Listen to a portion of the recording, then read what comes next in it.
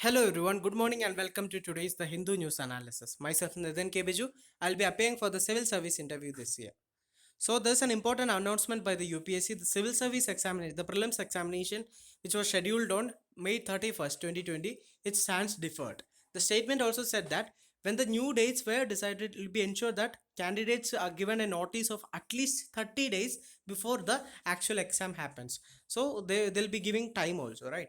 So the situation will be reviewed again on May 20th, 2020, and the fresh dates for this examination shall be notified in the UPSC website in due course. Now, coming to the contents page, today we'll be discussing about 6 important articles which are being discussed in the Hindu newspaper today. This is the first page. So here some important news are there.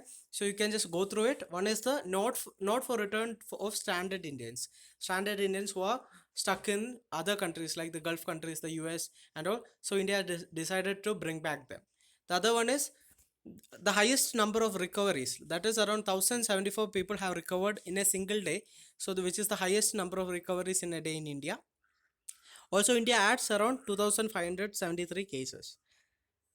Now coming to another article, states with high swine flu rate record most COVID-19 cases. So this article will be discussing in detail.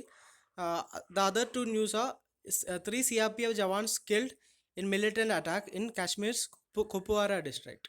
Also, migrants take to Surat Street in protest, clash with the police. So these migrants want to go back to the state. So they were protesting for arranging travel to their states. Now, before moving to the articles, please pause for a second and try to attempt the question by yourself. After discussing the relevant article, we will be coming back to the question again. First article, MP lads its suspension and why it must go. So the article talks about the recent suspension of the MP lads fund, as well as discuss why it has to be abolished. Now coming to the article, the recent move to suspend the MP lads fund, that is the members of parliament local area development scheme fund, for 2 years is approved by the cabinet. So why it has been done? It has been done to strengthen the government efforts in managing the challenges and adverse impact of COVID-19. So what is this fund all about? Under this scheme, each member of the parliament has the choice to suggest to the district collector for works to the tune of 5 crores per annum to be taken up in his or her constituency. So why it has been suspended? So that instead of the MPs using the funds individually, let the government of India pool the funds and use it, so that will become a more coordinated effort, right? So rather than individual effort, so that's why the fund has been suspended as of now. And there are some reasons why this scheme should be abolished. One is the scheme violates separation of powers. So what is separation of powers? Separation of powers is the strict demarcation between various organs of the government, that is the legislature, judiciary and executive. You all know that legislature has the power to make laws, executive has the power to execute, implement it, and judiciary has the power to adjudicate the issues which happen later. So these are the separation of powers. The powers has been separately given to each of these organs, and each of these organs should ensure that they do not violate, violate the separation and go into the domain of the other. But coming to MPLAD's fund, what happens is the MPs, that is a member of parliament, they are a part of the legislature, right? So they are given the power to implement the projects. So implementation is the power of executive, but the members of the legislature are given powers to implement projects in their own constituencies, so which is against the separation of powers, right? So that is one reason. Second reason is related to some CAG's observation that though the scheme wants to create new assets, but 78% of the money goes into improvement of the existing assets. So that is not the aim of the fund actually. So it was given to create new assets, but what is happening is just improvement of the existing assets. Also there have been other issues like excess payments and substandard works, no accountability for the expenditure in terms of quality and quantities executed against specifications, and also there are delays in executing the works. Okay, so these are the various shortcomings and lapses.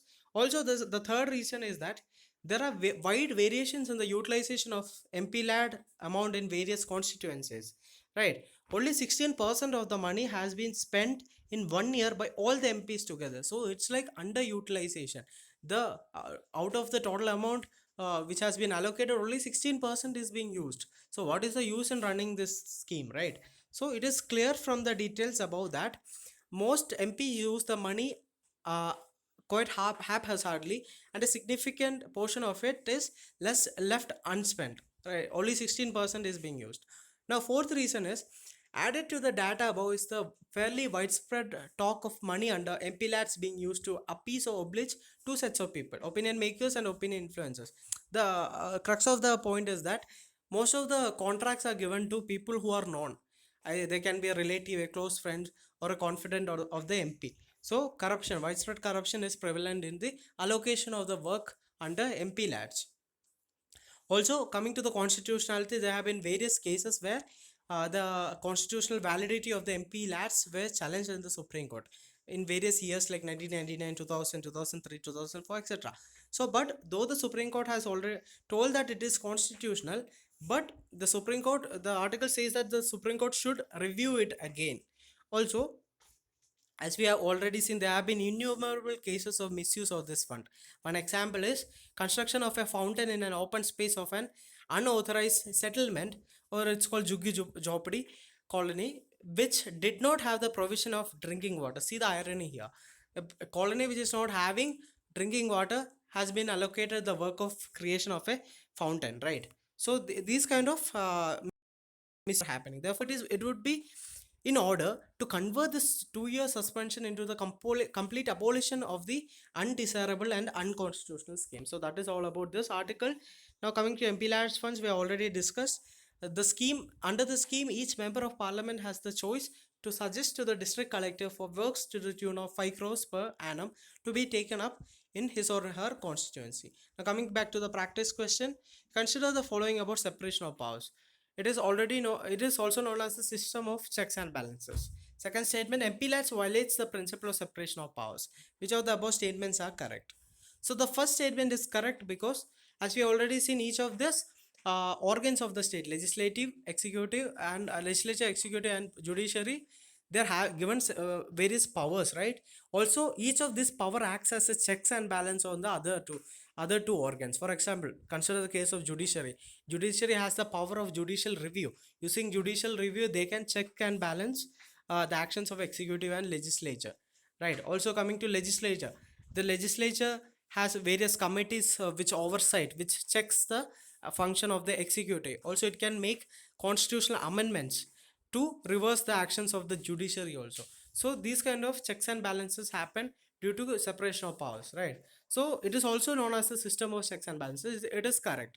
Coming to the second point, MPLADS violates the principle of separation of powers. We have already seen that the legislature is given the power of the executive under MPLADS scheme. So it definitely violates the principle of separation of powers. So which of the four above statements are correct? So the answer is option C, both 1 and 2. Coming to the editorial of the day, app for one season. So it's about the Arogya Setu app and the concerns which are related to it. The center's national directive for the mandatory use of its contract tracing app, that is Arogya Setu, as part of its COVID-19 measures, falls short of the established legal standards for protection of privacy. So what are these established legal standards? It has been established under the case Puttaswamy case. So there are three requirements. There are three main requirements which are necessitated by the Puttaswamy case. Please go through all those three important pillars which protect the privacy, which protects the privacy of the individual. So here the first requirement was that a law should be there. A law should be there which should say that which should empower the government to act against any privacy, act against privacy of individuals, right? So here in case of Arogya Setu, the app is collecting many sensitive data of individuals, but there does not exist a law, so it violates the first cardinal principle of the case Puttaswamy case, right? Also, going by the directive issued under the Disaster Management Act, all people residing in containment zones, all government and public sector staff, and all employees, both public as well as private, who are allowed to work during this lockdown will have to download the app, which also cautions against not keeping the phone's location and Bluetooth on.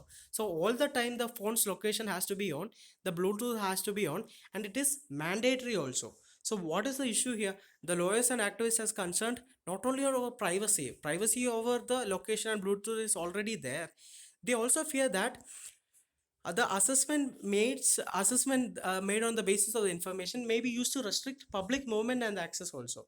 Also, there is no sunset clause or a rule that limits the purpose for which the data can be used. So these are the concerns which is related to this Arogya Setu app. But the Arogya Setu app seems to be quite popular with already the downloads have crossed 75 million people, right? Also, and what the government has going for itself is that many countries are implementing mobile apps for using contact tracing. So all over the world, most of the countries are using such apps. But India should abide by the best practices elsewhere. What are the best practices elsewhere? The European Union has laid down guidelines to effect that such app use should be voluntary, whereas in case of India, it has been made mandatory. So that is a major difference here, and that it should be preserving user privacy and should not be used after it becomes no longer necessary.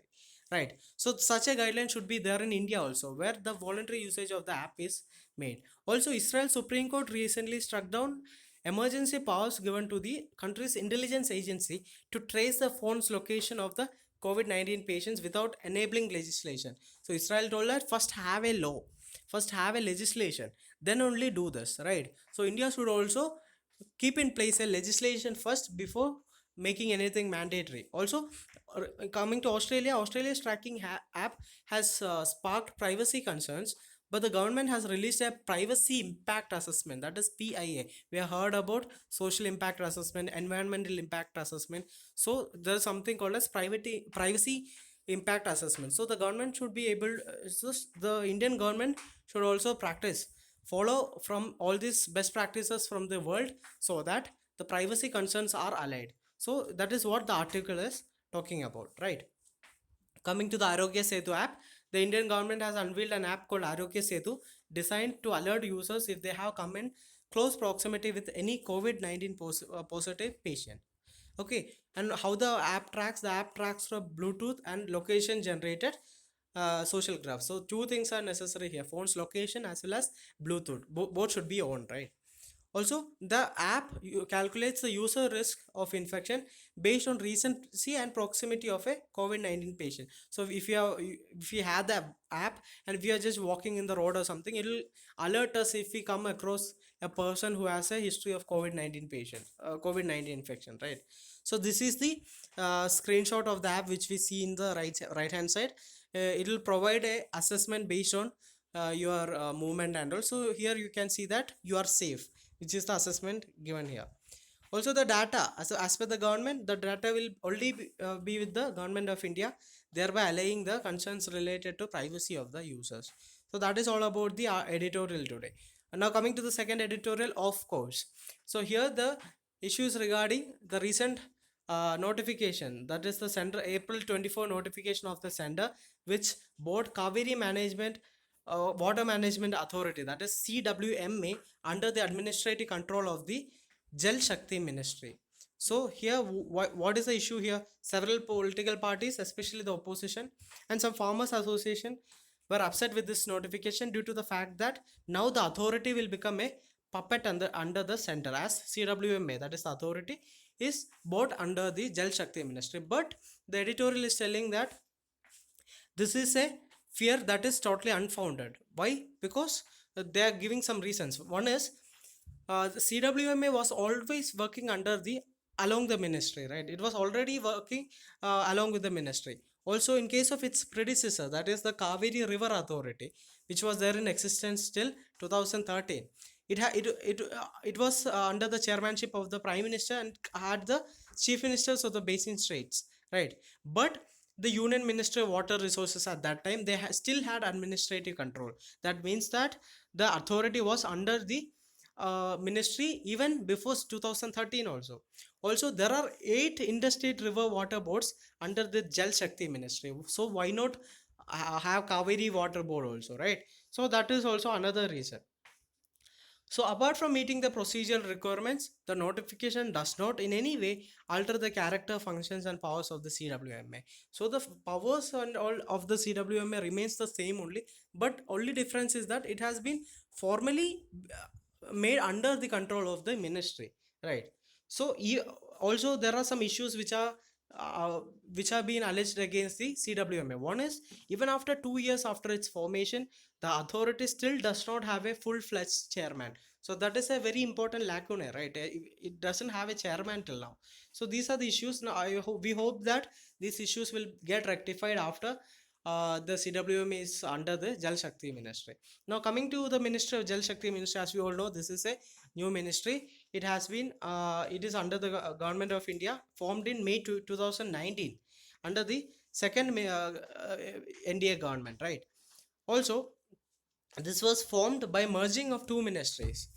This can be asked for prelims as a statement. So just learn which all are the two ministries which has been merged to make the Jal Shakti ministry. One is the Ministry of Water Resources, River Development and Ganga Rejuvenation, as well as the Ministry of Drinking Water and Sanitation. Right.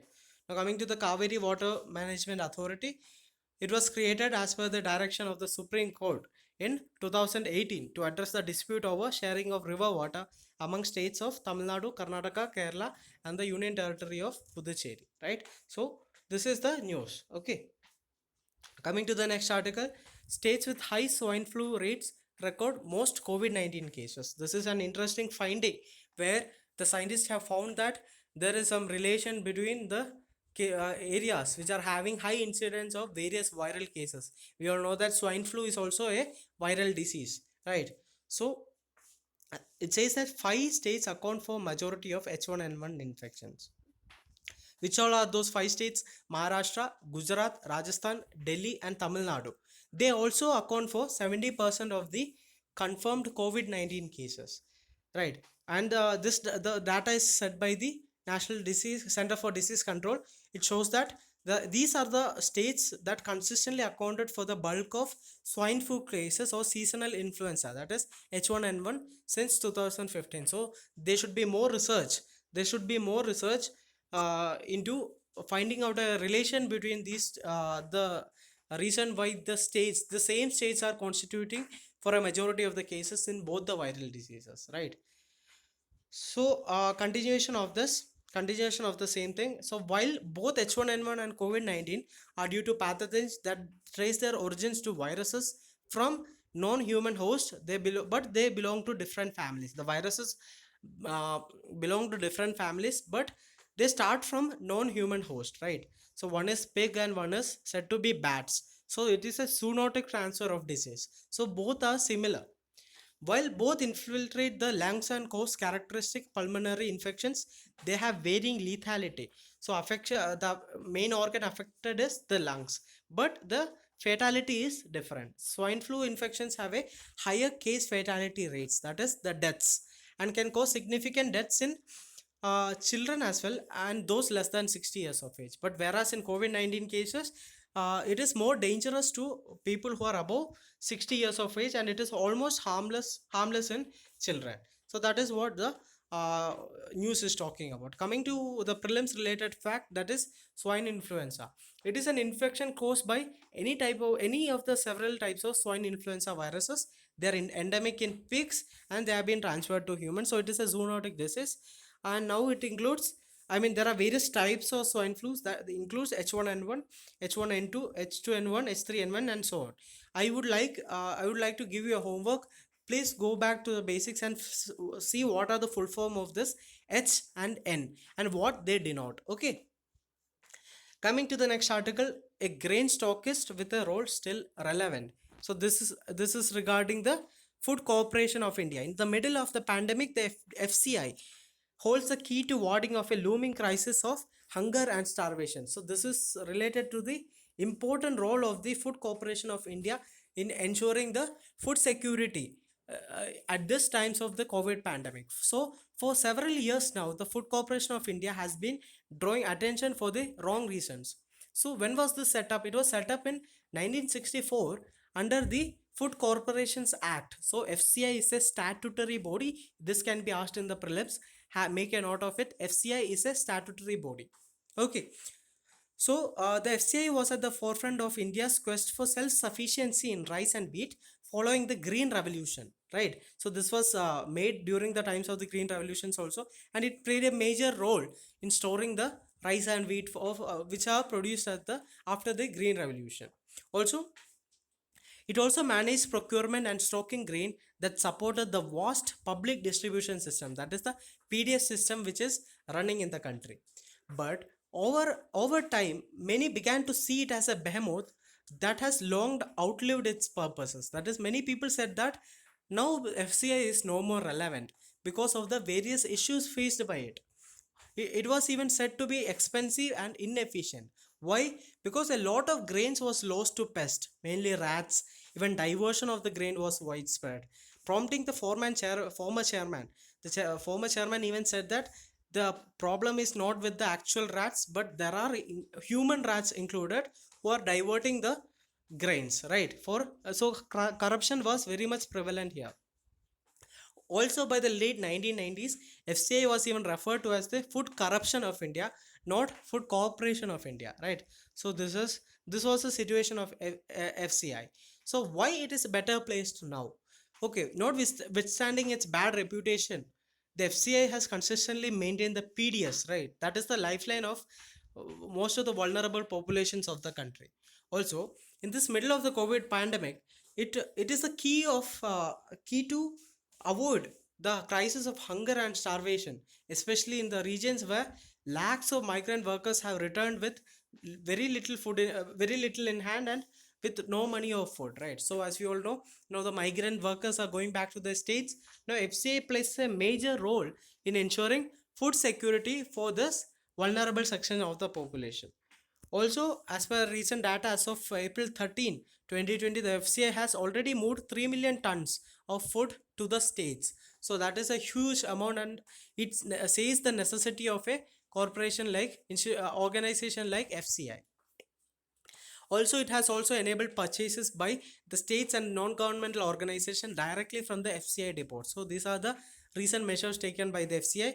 Also, with the Rabi procurement underway in many states, it seems that the country will secure ample food supplies to cope with the current crisis. So India, even though at this stage of COVID 19, if it has food security, then FCI has a major role to play in it. That is what the article is telling about. So there are okay, with passenger rail and road traffic suspended, the grains can move quickly also, right?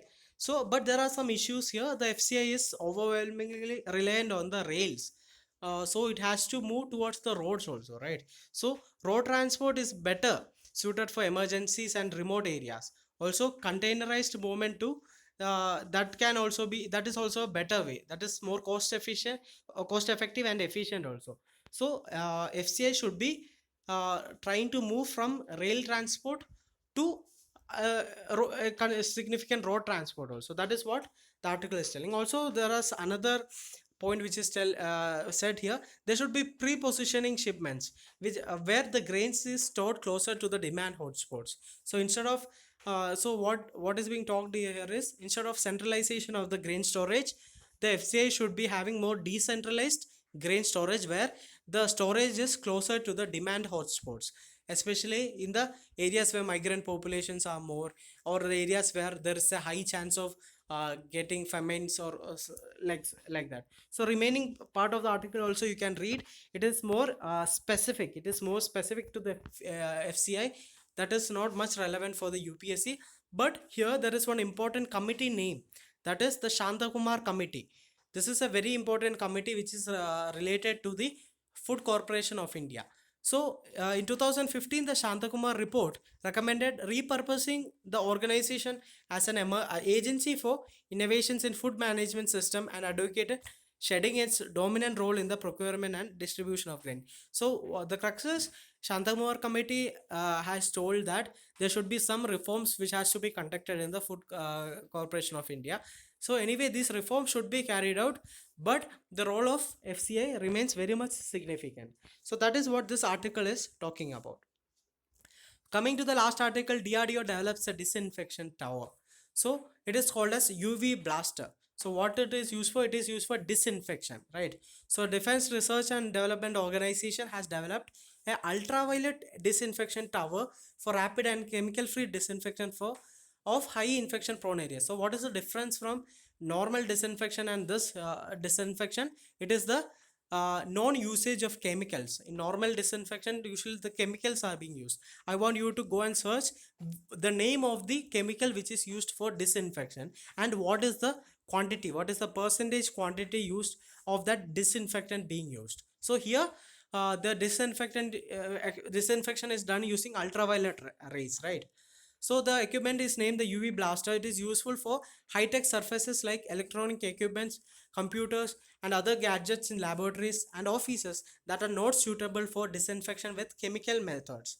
So the product is also effective for areas with large flow of people, such as the airports, shopping malls, metros, hotels, factories, and offices. So this is the image of the disinfection, that is the UV blaster, which is made by the uh, DRDO.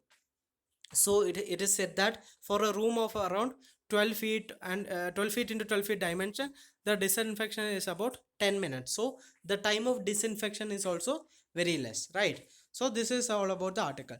So I hope you like the video. If you like the video, please press the like button, subscribe to the channel, as well as share it with your friends. Have a great day. Thank you.